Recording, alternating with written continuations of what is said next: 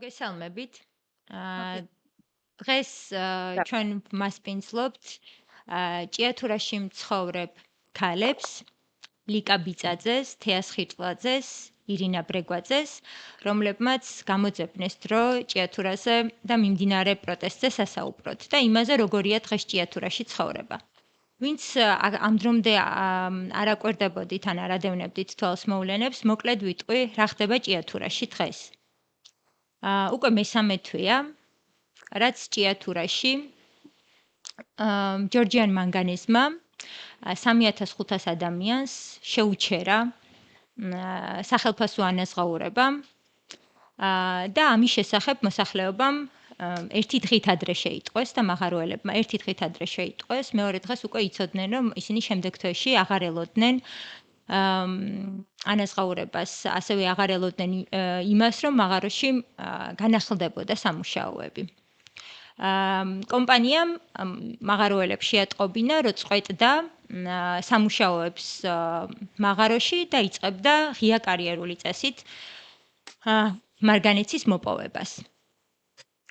რაც ნიშნავდა იმას და ნიშნავს იმას, რომ მაღაროელების დიდი ნაწილი კარგავდა სამსახურს და ამის სანაცვლოდ მათ არაფერს პირდებოდნენ.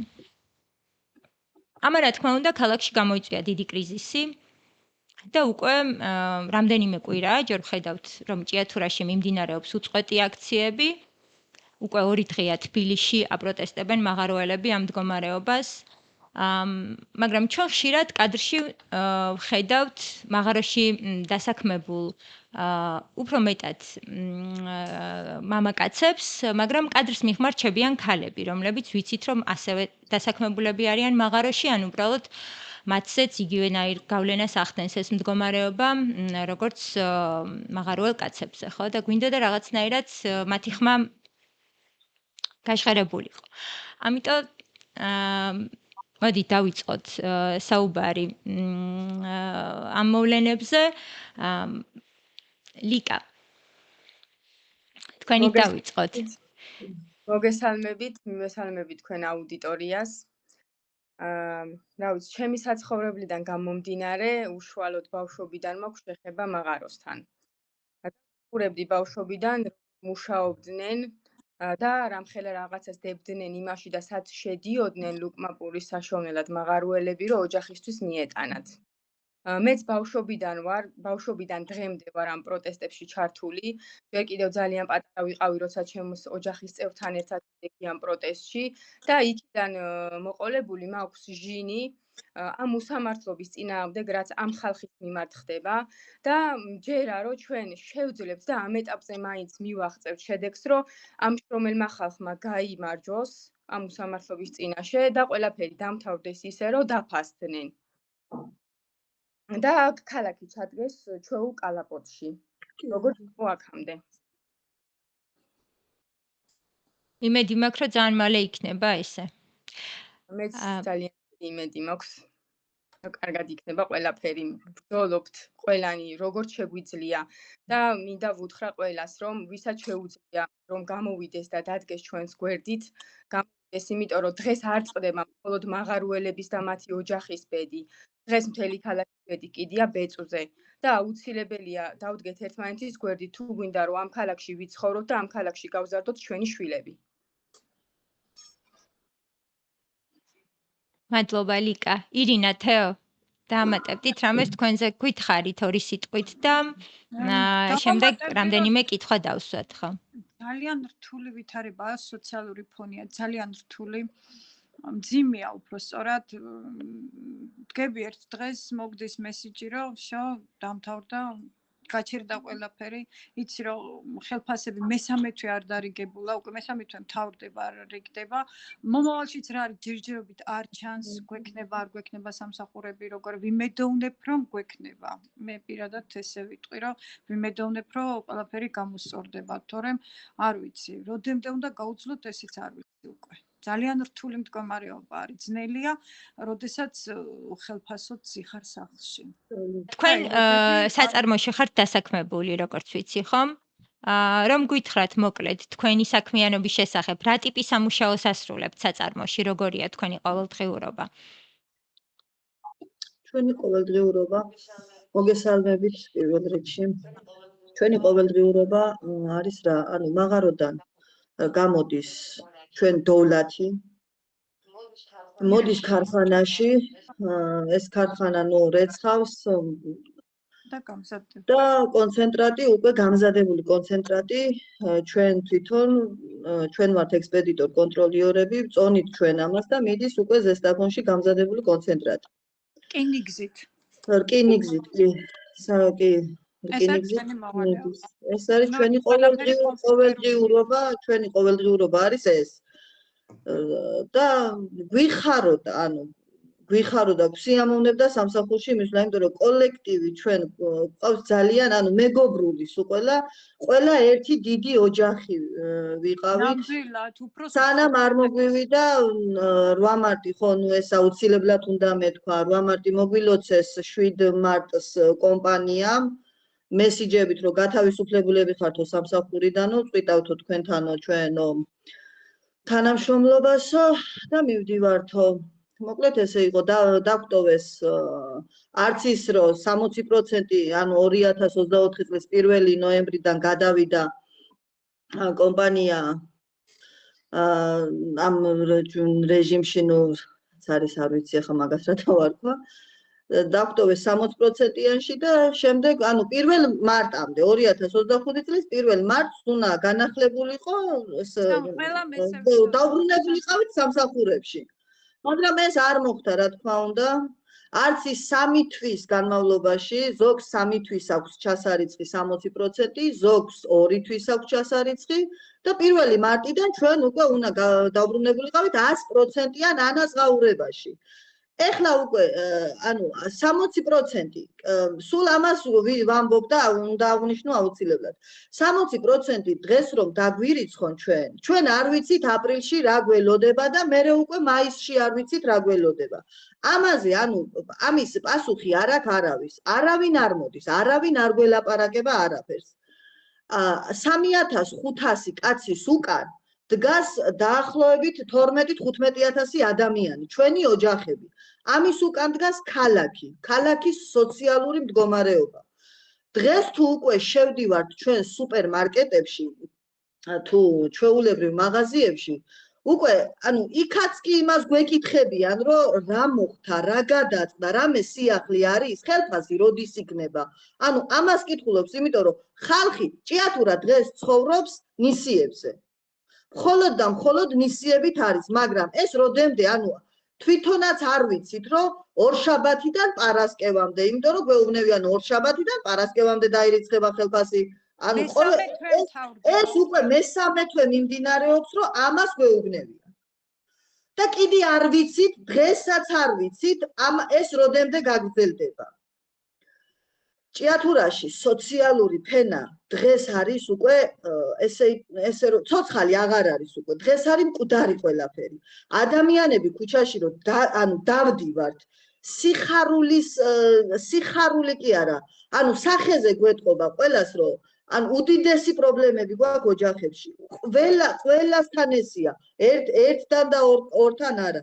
ყველას მდგომარეობა ეს არის დღეს რომ უნდა გადავრჩეთ, მაგრამ არ ვიცით როგორ უნდა გადავრჩეთ.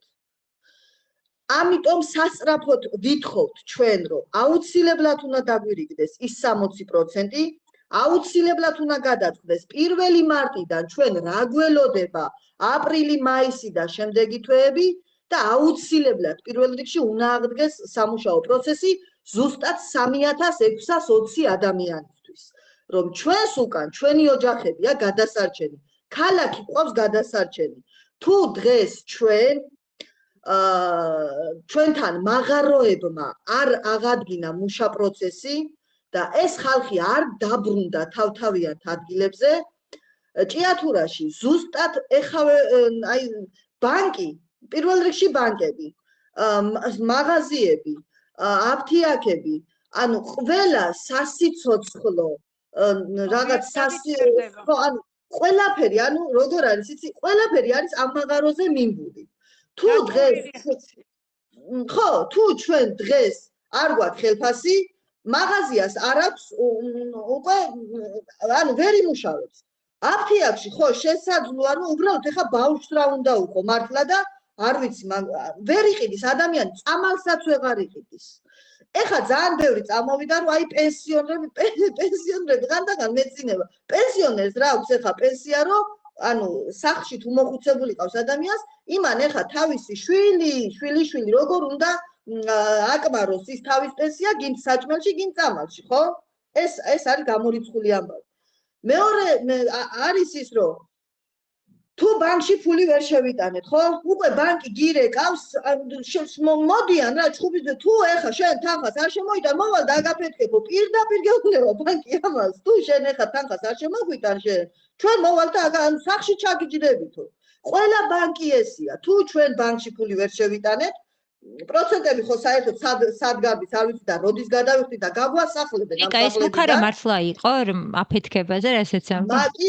მართლა იყო ერთ-ერთი წერილობითაც აქვს ერთ-ერთი ბანკისგან ერთ-ერთ ადამიანს რომელსაც იქ ეხა არ ვიცი მეორე მესამე დღე იყო აქციის და მოიტანა იქ აქციაზე ის ფურცელი იმედია გოგოებო თქვენს გახსოვთ იქ ის იყო მოსული და იმ გოგომ თქვა რომ ბანკმა მითხრა თუ ეხა შენ მე ფულს არ შემოვიტან აგაფეთქებ ანუ კრედიტ ოფიცერი მეუბნება ამას რომ აგაფეთქებო კაცო ბანკ ფული შემოიტანეთ ჩარა არ გვაინტერესებსო აი ხო შეიძლება რომ ვიღაც გამოიყოს ან ვიღაც პასუხისმგებელი პირო გაგვაგებინოს როდისთვის აი ოღონდ ტყუილების გარეშე ეს ხელფასი ბოლო დაგვერიცხება არ დაგვერიცხება გქონდეს იმედი თუ რა უნდა იყოს აი აღარ ვიცი როგორ უნდა თქვა როგორ უნდა გადმოცე არ ვიცი ძალიან რთული ვითარება არის მართლა რთული მდგომარეობა არის ძალიან ანუ აქ ყველა იმას ეხა გეტყვი სადაც შეხვალ დღეს ხო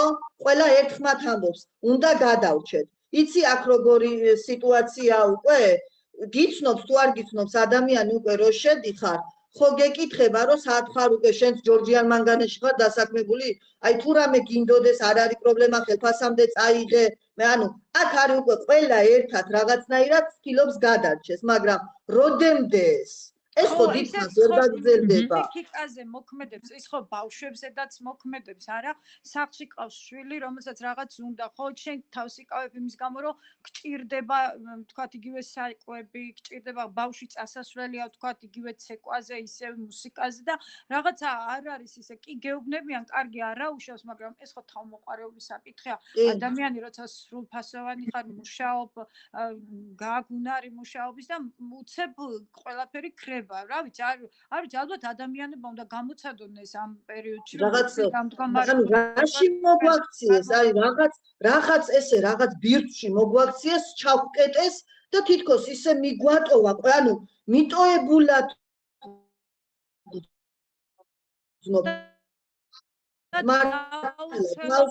ყველა მისე მიგვატოვა თითქოს არავის არ აინტერესებს ჩვენი ბედი იცი აი ჩვენი ხმა არ მიდის იმ ადგილებამდე რომ აქ ხალხია ჭიათურაში დღეს ხალხია გადასარჩენი ქალაქი ყავს გადასარჩენი რამდენი ბავშვი ხა მე უბრალოდ ზუსტად კონკრეტულად ვერ ვთქვი მაგრამ ერთ-ერთმა ჩემმა თანამშრომელმა თქვა რომ ბავშვები ცეკვიდან გამოყავთ მშობლებს იმის გამო რომ თანხა არ აქვთ რომ გადაიხადონ ბევრი ბავშვი რომელიც მასწავლებელთან დადის ვერ იხდის მასწავლებლის თანხას კარგი გასაგებია აბიტურიენტი ვინც არის კარგი აგრძელებენ 100-ია თუ ისე რა როდიღაცას ალბათ გადაიხდის მშობელი მაგრამ ვინც ცოტა მე-10 მე-11 კლასელია ტოვებს მასწავლებელს იმის გულისთვის რომ იცი რა მას სექტემბერში შემოგიერთდებით მანამდე ყიდავთ ანუ ვერ ვივლით მანამდე ის მასწავლებელიც განიცდის იცი ის მასწავლებელი ხა რამოდენიმე მასწავლებელმა ჩვენც რა ვქნათო ჩვენც ბანკის ვალები გვაქვს და მარტო ეს ხელფასებით არ ყოფნისო რომ რაღაც იმიტომ ვიჭივრებ და ბავშვებიც იმიტომ ყავს და ვამზადებდო რომ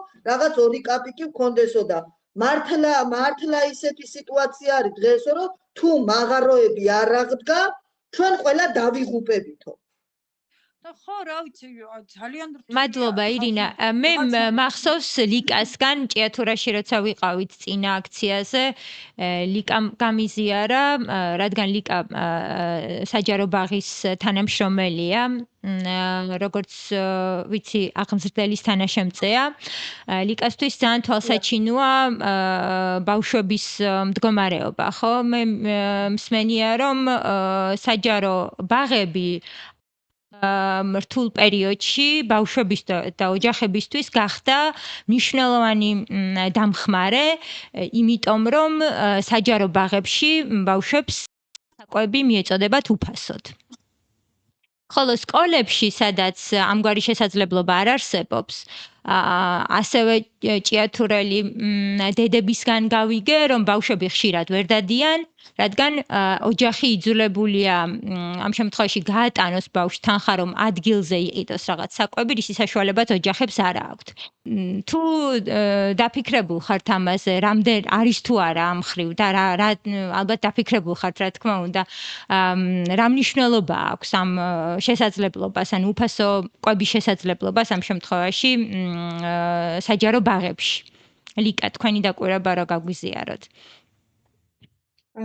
პირველ რიგში ვიტყვი, რომ ამ ეტაპზე ვარ დასაქმებული, ვარ პატარების სამსახურში, რაც აი ძალიან ვამაყობ მართლაც და ჩვენს ქალაქში და რეგიონში ბაღი და ბაღში სერვიზები არის უფასო.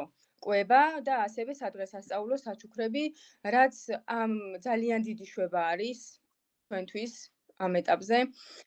მინდა გითხრათ, რომ მე შევესწარი ასეთ ფაქტსაც ქალბატონები საუბრობდნენ აქციაზე, რომ მოდი არ გავუშვათ ბავშვები ბაღებში, როგორც არ უშვებს სკოლებში და ამბობდნენ, რომ აი რომ არ გავუშვა ბაღში, სახლში რა ვაჭამ.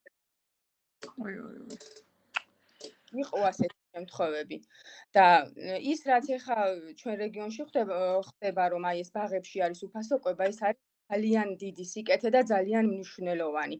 და უნდა აღვნიშნო ისიც, რომ ძალიან კარგი კვებაა ბაღებში. ჩვენთან რაც აი ამ ეტაპზე ბაღის აღმზრდელებისთვის არის ძალიან კარგი და ანუ ოჯახს იმ პერიოდში, როცა ბაღში ბავშვი არის, ოჯახი აღარ ფიქრობს იმაზე, რომ აი რა აჭამოს ბავშვს, იმიტომ რომ იცის, რომ ამით უზრუნველყოფილია ბავშვი ბაღში. ასევე ყურადღებით, კვებით და ყველაფრით, რაც შეიძლება რომ კონდეს ბავშვს დღეს ჭიათურაში ბაღში. როგორც შეიძლება რომ უზრუნველყოს ის იმასაკის ბავშვები, რომლებიც დადიან. და სკოლებსაც შეეხება, სკოლებში თქვენც კარგად იცით, რომ იკლო ბავშვების რაოდენობა, იმიტომ რომ მშობლებს არ აქვთ იმის საშუალება, რომ თუნდაც ლარიანი გაატანონ ბაღში, სკოლაში ბავშვებს, რომ იკვებონ და არ დგანან მშობლების გვერდით აქციაზე. და ძალიან მნიშვნელოვანი არის ისიც, რომ რა თქმა უნდა, სკოლებში თუ იქნება უფასო კვება, ესეც ძალიან მნიშვნელოვანია. ზოგადად მინდა რომ გამიზიაროთ ნორმალურ პერიოდში, ხო, პირობებში, როგორია ჭიათურაში ცხოვრება. ჩვენ ვიცით, რომ ჭიათურა არ არის თავისი ყოველდღიურობით არ გავს სხვა ქალაქებს, გამომდინარე იქედან, რომ ჭიათურელი მოსახლეობის დიდი ნაწილი დამოკიდებულია ერთ კომპანიაზე, ხო? ჩვენ ვიცით, რომ ჭიათურელების უმრავლესობას, აბსოლუტურ უმრავლესობას ერთი და იგივე დროს ერიცხება ხელფასი და ერთი და იმავე დროს ავარაუდოთ განიცდიან ხელფასის დანაკლისს, ან ერთი და იგივე დროს აქვთ დრო ზეიმისთვის თუ შესვენებისთვის და ასე შემდეგ. და ალბათ ჩემი დაკვირვებით შესაძლოა ამანაც განსაზღვრა ეს ერთსულოვნება, რომელიც დღეს ამ პროტესტშიც ძალიან თვალსაჩინოდ ჩანს, ხომ? ადამიანები ერთმანეთის გვერდ-იგვერდ იბრძვიან დაუღალავად და სრულიად წარმოუდგენელი ენერგიით და შემართებით. თქვენი დაკვირვება როგორია ამ ხრივ, ანუ როგორც ჭიათურაში მცხოვრები ადამიანის, როგორია ჭიათურაში ცხოვრება? უკეთეს დროს. რა ვიცი, მშვიდი ცხოვრება არის. აქ არ არის ის რუტინა, რომ სწრაფადია, რომ რაღაც ის როგორც თბილისში არის გადატვირთული, უფრო სიმშვიდე არის, ხალხს თავისი საქმე აქვს, მუშაობენ, ზოგი პედაგოგია, სკოლები დატვირთულია, ბაღები დატვირთულია, ისა კულსახლი დატვირთულია, არის სხვადასხვა აქტივობები, ბავშვები დადიან ცეკვაზე, მუსიკაზე. რა ვიცი, ბავშვებიც ჩაბმული არიან ყოველდღიურ ცხოვრებაში და ახლა თუ უკეთესი პირობები იქნება, პირობები გამომდინარე არის თანამდებობრივი სარგო რამდენი გაქვს, თუ ისეთი გაქვს, რომელიც აწვდენ ძალიან კარგია და მე ვიმედოვნებ და სურვილიც ამაქვს, რომ დაბრუნების შემთხვევაში რაღაცა ისე ცოტა ღირსეული ანაზღაურებაც იყოს, რომ უფრო კარგად და უფრო ბედნიერად იგრძნონ თავი. და ჩემი დაკვირვებით არა მხოლოდ ჩემი, ალბათ რაც ნამდვილად იგრძნობა ჭიათურელებს ძალიან გიყვართ ჭიათურა და ხშირად გვესმის რომ ჭიათურა ლამაზია, ხო?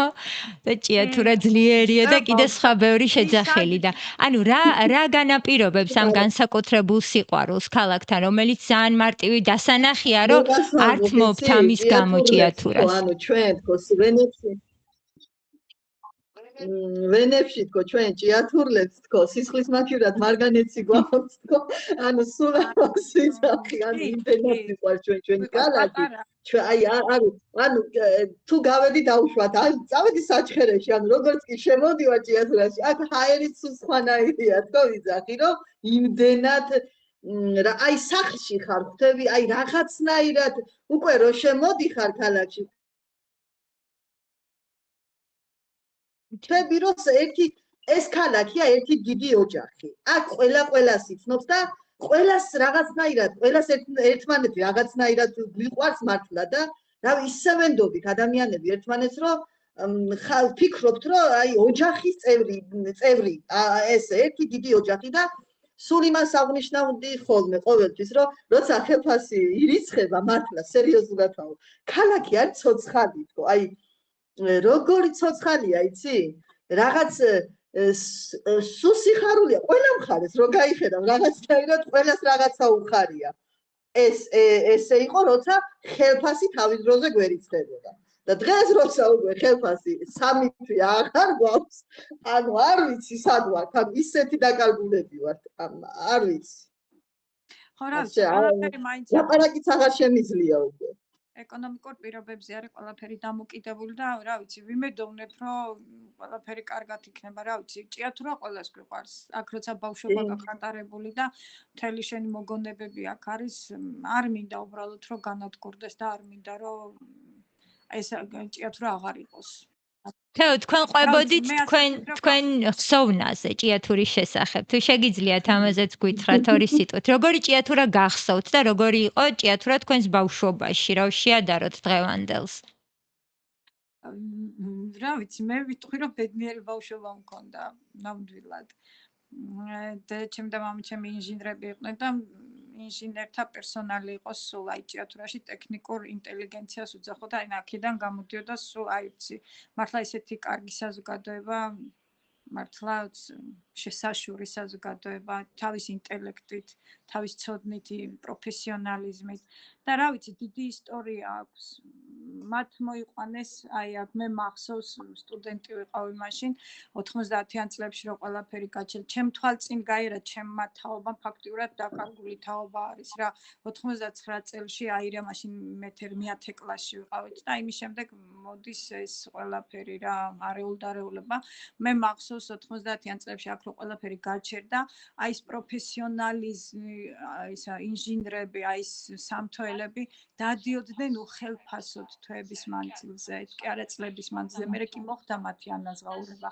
და ცდილობდნენ რომ აი ეს მაღარო შეენარჩუნებინათ რომ ისინი უფრო ხვდებოდნენ რომ თუ რამხელა მნიშვნელობა ჰქონდა ჭიათურის არსებობისთვის აი ამ საწარმოს და ამ მაღაროებს უხელფასოდ დადიოდნენ და იქ გადამაგრებებს აკეთებდნენ იქ ინახავდნენ აი მასალებს რაც აუცილებელი იყო შემდგომი ჭიათურის არსებობისთვის ყოველთვის მიკვირდა თვითონ რომ ჩამოდიოდი მაშინ ესე არ ვიყავი ძალიან გათვითცნობიერებული რომ რატომ დადიხარ თუ ხელფასოდ მიუხედავად იმისა რომ არც თბილისში არ იყო დალხენილი ცხოვრება და თუ გინდა შეინარჩუნო ჭიათურა უნდა იყოს მაღარო იყო ეხლა როგორ გრძნობთ თავს დასაქმების როგორც დასაქმებული როგორც პროფესიონალი როგორც დასაქმებული პროფესიონალი და კი ნუ ხომ გითხარით თანამდებობრივ სარგოს თუ არ ჩავთვლით ერთი ოჯახი ვიყავით მართლა უფროს უმცროსი ერთმანეთის პატივისცემა იცოდნენ ჩვენი პროფესიონალებს როგორც პროფესიონალებს გვაფასებდნენ ძალიან და ჩვენც დიდი პატივისცემა ჰქონდა ჩვენი უშუალო ერთმანეთთან რა და უშუალო უფროსის და მათი გადასაწყვეტი არ იყო ბევრი რამე აქედან გადასახედიდან ნუ და რაც გავიგეთ და რაც დავინახეთ მივხვდით თუ რამხელა ძალიან ცუდი მდგომარეობა იყო რა მაგის მხრივ რამხელა რაღაცას წავაწყდით წინ ეკოლოგიაზე მინდა ასევე გკითხოთ. ანუ ჩვენ ვიცით რომ ჭიათურას კი არის სოფლები, რომლებიც ახსოვს თვითონ მოპოვების წესზეც რომ გითხრათ, ხო? ჩვენ ვიცით რომ ეკოლოგიური მოპოვება ბძვირი უჯდებოდა ჯორჯიან მანგანის შესაბამისად შეიცვალა არაეკოლოგიური გზით მანგანუმის გადატანით, ხო? ეს სახმელეთოს გზით გადატანით, ასევე ღია კარიერული წესით მოპოვება ხედავთ, როგორი დამანგრეველი და ამაოხრებელია ქალაქის და სხვა იმ პროცესებით, რომელმაც ვერაფრით ვერ დააზღვია ჰაერის და წყლის დაბინძურება, ხო? ვიცით რომ ყვირილა წლებია უკვე როგორც ბიჭებისგან გავიგეთ არ გათეთრებულაო ხოლო ჰაერზე კიდე ჭიათურაში გავიგე რომ 32 ჯერ უფრო დაბინძურებულია ჭიათურაში ჰაერი ვიდრე საქართველოს სხვა ქალაქებში ხო ეს მოცემულობა რამდენად დიდი გამოწვევაა თქვენთვის და რას ცვლის ეს ყოველდღიურობაში როგორც დედისთვის როგორც ქალისთვის ანუ როგორც ჩვეულებრივი მოსახლისთვის აი ცოტა მეტი რო გითხრათ ამაზე ყველაზე მეტი ხო ანუ სიმსივნური დაავადებები ყველაზე მეტი მოდის ჭიათურიდან ეს არის საშინელება ეს უკვე ბავშვებს რამდენიმე დღის წინ ქალაქთან ერთ-ერთ კარიერზე მოვხვდი შემთხვევით და ისეთი სურათი დამხვდა რომ ვერ წარმომედგინა თუ ჭიათურაში ვიყავი მე გონა თუ სადღაც აი უკაცრიელ ვიყავი სადაც არ იყო არც ხე რა ვიცი არც ბალახი საერთოდ არაფერი არ იყო უდაბნო იყო ჩვეულებრივი მივხვდი სადაც ამბობ ძალიან ახლოს მივხვდი ლიკა სადაც არის ეგ ადგილი და მაგედან რო ქარი დაუბერა მთელი ქალაქი ნისლშია ანუ ქვიშის ის არის ხო ისეთი კი ქვიშა ჩამოდის მთელ ქალაქში მტვერი 20 წლის მოსახლეობის გადინებაზე მინდოდა მეკითხა, ხო, მასიურ ემიგრაციაზე. ჩვენ ვიცით, რომ 2007 წლის მერე 10000-მდე მოსახლემ დატოვა ჭიათურა. და დღეს როგორც სტატისტიკური ინფორმაციით ვიცით, 37000 მოსახლეა დაახლოებით 37000-მდე ადამიანი ცხოვრობს ჭიათურაში, ხო? რას როგორ უყურებთ ამ სურათს, ანუ რამ გამოიწვია განსაკუთრებულად მაღალი გადინება, ანუ ბოლო წლებში ვიცით რომ ყოველი შემდეგი წელი ზრდადი არის ეს ციფრები და მაგალითად 2024 წელს უფრო ინტენსიური იყო გადინება ვიდრე წინა წლებში. თქვენს ირგვლივ თუ ხედავთ ადამიანებს, რომლებმაც დატოვეს ქალაქი, ან მიმდებარე ტერიტორიები და სად გადასახლდნენ, რას აკეთებენ ახლა? ამაზე რო გითხრათ. ზოგი უკვე ისეა რომ იცი როგორ ჩემს ირგვლივ ჩემს ძალიან ბევრი ახლობელი უკვე მარტო ქალაქს არა უკვე ქვეყანასაც ტოვებს. მარტო ქალაქს არა ქვეყანას. და უფრო მეტი გადინება სოფლებიდან ხდება. იმიტომ რომ ანუ რა არის იცი მაღაროს გარდა აქვს სხვა პერსპექტივა არ აქვს ადამიანს. და ის ზოგი არის ისე რომ აი მაღაროში ვერ მუშაობს, არ შეუძლია და თავისთავად მიდის. სხვაგან ხო უნდა დასაგდეს და არჩინოს ოჯახი, ცოლ-შვილი. ანუ სხვა მეტი რომ აი აქ რამე იყოს, ან ფაბრიკა, ან რამე ისეთი არის სამსახური არ არის. და ესიც ახლა ანუ ეს მაღაროც ესე გაგვიჩერეს და აქიდანაც უკვე ხალხი იმას ფიქრობს ახლა რომ რა ქნან ამ ბანკის ვალებთან, ამ ოჯახებთან, რომ ოჯახები ყავთ გადასარჩენი, ესინიც უკვე იმაზე ფიქრობენ, ბევრი პროფესიონალი. აი ეს ყველაზე მნიშვნელოვანია, რომ ბევრი პროფესიონალი ტოვებს ამ ქალაქს და მიდის. ადამიანები, რომლებიც მაღარო იციან, აი არ ვიცი, როგორ თქვა 100%-ით, რომ რა უნდა ქნან მაღაროში, როგორ უნდა წარმართონ მაღარო. და ისინი აგრძელებენ პროფესიით მუშაობას სადმე სხვა ქვეყანაში თუ კარგავენ პროფესიასაც წასვლასთან ერთად? კარგავენ, რა თქმა უნდა. ვერა. სხვა ქვეყანაში ამ პროფესიით უკვე ვერა. მე ანუ რაც არის, იმაზე არიან თანახმად და იმაზე მუშაობენ. რა ქნან, როცა სხვა გამოსავალი არ თქვენი მონაყოლიდან ახლა ისიც ჩანს, რომ საწარმოს ჩვეულებრივ ფუნქციონირებაშიც გაუსაძლისი არის პრინციპში ჭიათურელების ცხოვრება, ხო? ანუ ქვეყნის და ქალაქის დატოვების გადაწყვეტილებას იცი რა ალბათ არის? რთულად მიიღებს ისე ამ რაოდენობის ადამიანი. როგორ? ვერ გავიგე. ანუ იმას ვამბობ, რომ ხელფასის დანაკლისი სხვა დროსაც აშკარაა, ხო? ალბათ ვერ უმკლავდებიან. არა, რას იცი რა უკავშირდება არის? დიდწილად ეს ხელფასი- მიგრაცია ამაზე კი პასუხის გაცემას ვცდილობ. ხელფასი მე ეხლა რა არის? ხელფასი როცა ანუ რაც გქონდა ეხლა შეხედე ჩვენი სარგო რაც არის ჩვენი ხელფასი ესია თუ ის ეხლა შეიძლება ხო მილიონი არ იყოს ადამიანს ოჯახში, მაგრამ რაღაცნაირად ანუ გადანაწილებული გქონდა. და ვიცოდით ზუსტად თვიდან თვემდე როგორ გადავსულიყო. როგორია ეს გადანაწილება, ირინა, შეგიძლიათ რომ მომიყვეთ უფრო დეტალურად? გადანაწილება პირველი ხელფასისაღება მიდის ბანკში პროცენტები.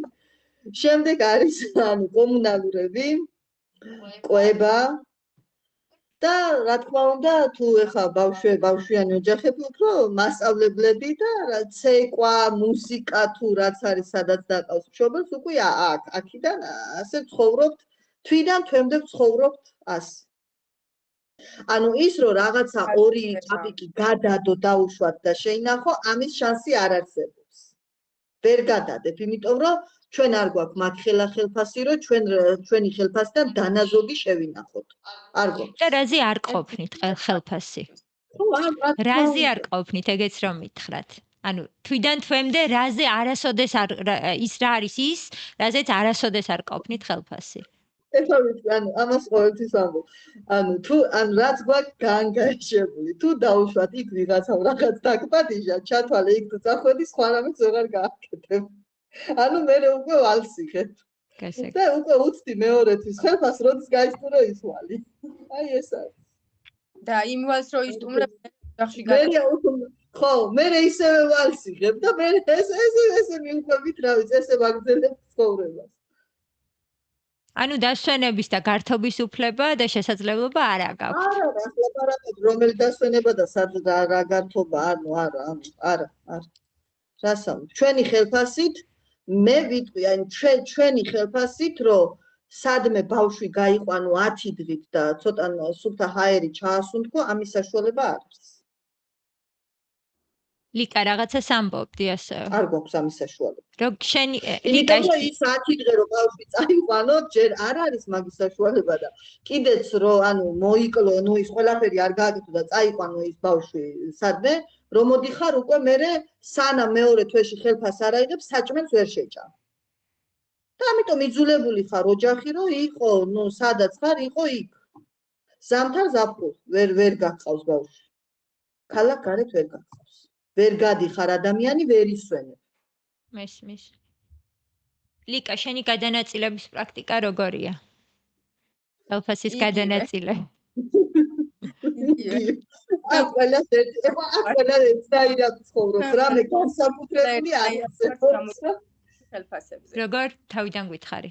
ყველა მინდა უთხრა ყველას, რომ ეხა ისე როგორც არასდროს არის ერთადგომის დრო და უნდა გადავარჩინოთ ეს ქალაქი, უბრალოდ სხვა გზა არ გვაქვს.